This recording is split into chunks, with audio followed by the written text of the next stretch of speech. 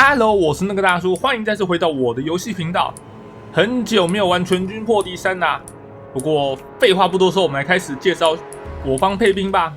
那看到这一支呢，就是这一次高精灵新的单位啊，海洋巨龙，它是一个近战破甲反大的单体巨兽。我们看看它能怎么发挥吧。虽然它有盾牌，但是只有20%的20%几率，我觉得有点低，真的。好，那我们等等来期待一下，看它要怎么发挥啊。那正面呢，因为这次高精灵多了一些更廉价的兵种，这个船舰兵团它是有佩戴盾牌，而且有55%可以抵挡对方的远程火力。我们来看一下它的效果是如何吧。然后搭配长矛兵，就是前面有更多的肉盾，这么觉得。那我这边呢，出了4队的弓箭手，毕竟还是要输出的。还有这边呢，很简单，公主带2个那个勇士女王的侍女，主打就是一个我不想操作啦。基本上这一场我重心绝大多数都会放在这一只身上，海洋巨龙身上。毕竟这一场来讲，算他是主角啦。好，我们来介绍一下对方这边暗精灵的阵型哦。这边他的兵有点麻烦欸，我觉得不是很好处理的感觉。好，我们现在看一下对方的领主恐惧领主剑弩，它是一个重甲远程破，而且带有远程破甲的领主，不好处理。加上他现在是飞行状态，其实如果一开始有弩炮这种远程的话，可以优先考虑点这种东西，让他知道痛。那再来就是纳加伦的黑卫，简单来讲就是类似凤凰护卫那种感觉，非常恐怖的长戟单位。基本上拿长戟都不是好惹的啊，想办法用远程火力处理啊，真的不要跟他拼近战，下场都不是很好。好，这个就是精英版本的巨剑啊，好，现在攻击力高达50%，很可观。这个也就是这种单位也是尽可能的用远程单位处理，不要跟他打近战。好，那这个是双刀啦，黑色方舟海盗，也是近战输出啦，也是很可怕。步兵单位跟他打可能会被切烂，要自己小心。好，冷溪骑手他是一个重甲反大的哦，然后他本身有原始本能，这个我觉得还不错。然后他的是35%格挡，也算可以啦，加减有格挡下来总比没有好。那这边呢放了2队的黑死射手，一队是有盾牌，一队是没盾牌。啊，有盾牌的是55%格挡，不错。精灵女巫我不是很喜欢这个单位，精灵女巫你被她打到的话会狂乱，这个我不是很喜欢，最好能用远程单位处理会比较好。讲的好像全部都靠远程单位来处理就好了。好，死神弩炮，这个就是弩炮啊，没有什么好讲的。银趟子这个就比较麻烦了，而且它本身是带有先锋部署跟潜行的，很适合，其实它可以安插在对方的后面，然后去做一个背后偷袭。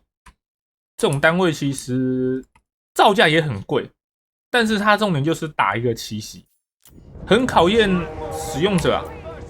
好，我们来开始战斗吧。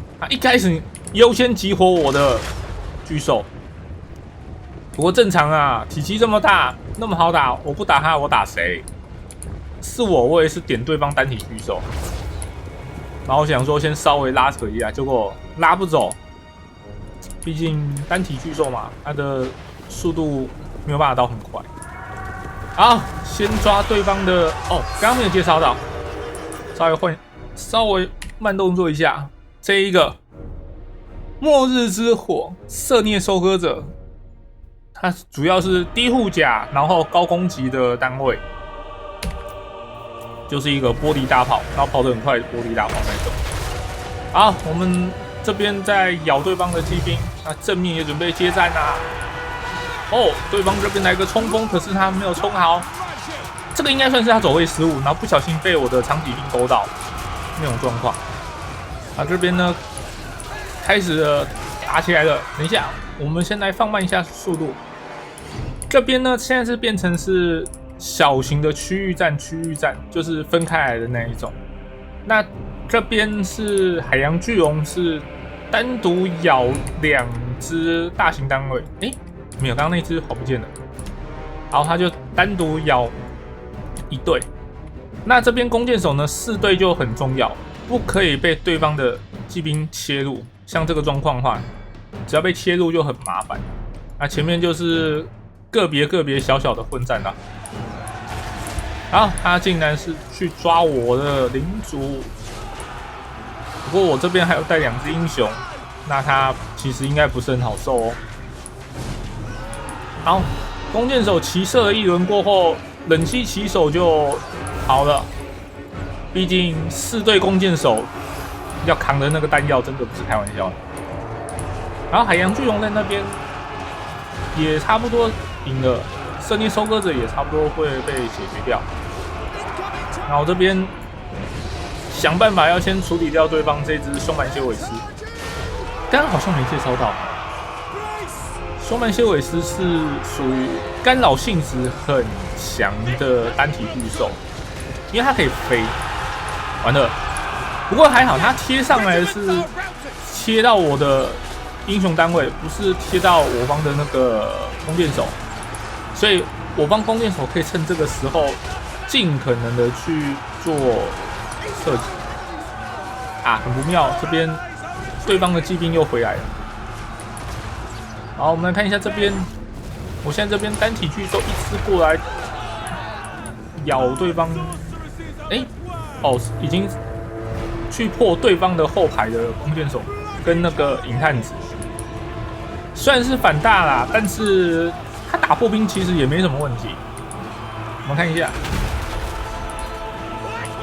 他打破兵虽然说是没有做太多的加成，但是一样是可以扛住。那我们这边先让这一只单体巨兽尽可能的去拖住对方的部队。那我方后面呢，这边要尽可能的先把弓箭手先散开，然后散开过后集火，把对方一些麻烦单位处理掉，像是巨剑啊、双剑、精灵女巫之类的，或者是纳加伦黑卫。这种东西都是要想办法先处理掉。这次对方带了很多不好处理的东西啊，尤其看纳加黑卫，真的撑很久，到现在血量还有50%以上，真的很夸张。哇，剩2匹马还可以这样子冲，他的士气应该要撑不住了才对。那个暗精灵他们的士气其实有时候觉得蛮强的，跟高精灵差不多。就是明明打到像这种很孱弱的状况，他还是士气还 hold 得住，他士气还撑得住，真的很夸张。好，终于倒了。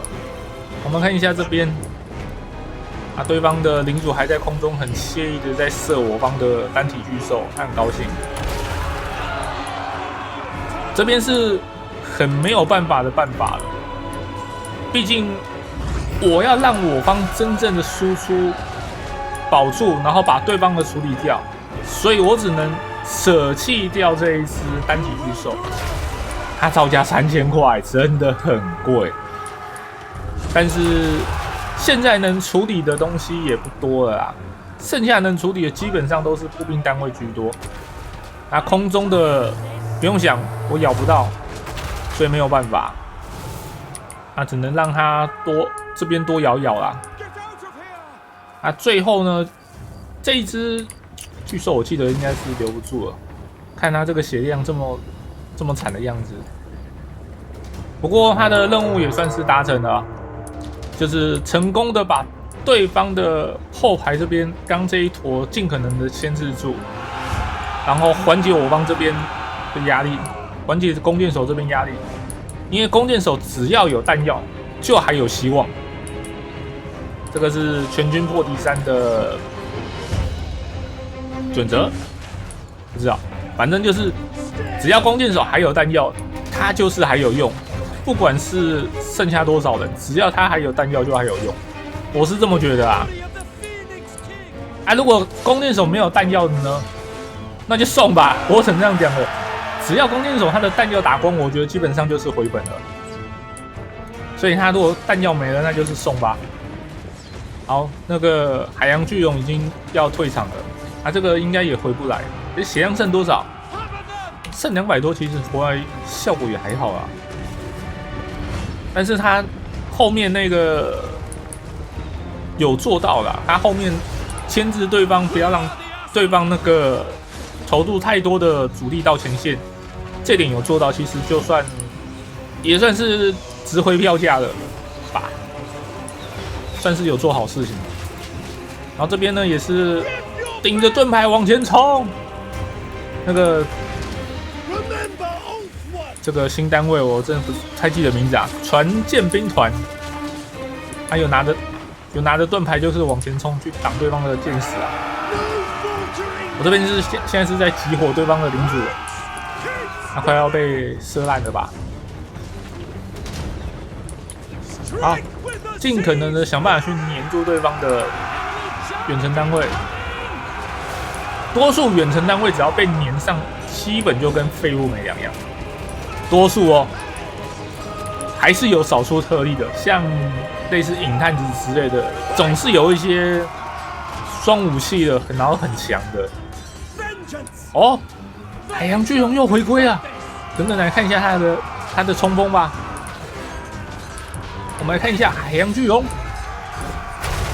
嘣！哇，等等，你打的是谁？我为什么觉得刚刚跳起来好像几乎是砸到我方单位身上？不是吧？好，最后对方士气没有撑住，结束了。我们来看一下最后的，我方死伤了400多单位，对方死300多单位。一开始只有部署400多而已。也是啊，看对方其实基本上都是走那种精英路线，单位数量都很少。他的死神弩炮没有击杀，那伤害输出2000多，这不是很赚，这不太好。精灵女巫真的是对方 MVP 啊，还有这个我最怕的黑卫，这种东西就是很讨厌，但是自己用起来就是很过瘾。好，我们这边看一下，我方这边基本上就是这4队弓箭手在做输出，没有问题。因为前面这些除了电挡就是电挡，他们没什么输出能力。海洋巨龙呢，虽然说斩杀76个看起来是还不错，不过他的中后期的作战主要就是用来拖住对方的一些部队而已，能咬的东西其实不多，而且没有看到巨兽大战，有点可惜。因为他这支下来不太可能主动去抓我的那个海洋巨龙，这2个实力差太多了。凶蛮修斯如果一刚开始就去咬海洋巨龙，一定会被咬烂。那他等于是完全没做事。他这次其实做到事情算蛮多的，只要能成功让对方的后排哑火一段时间的话，我觉得就算是有赚到了啦。毕竟他这只单体巨兽的能力真的没有到很好，它的好处是它可以飞，它的飞行能力带来的非常卓越的机动性啊。好，以上就是今天所有影片啊。如果喜欢我的影片，帮我点赞并且分享出去。我是那个大叔，我们下次再见，拜拜。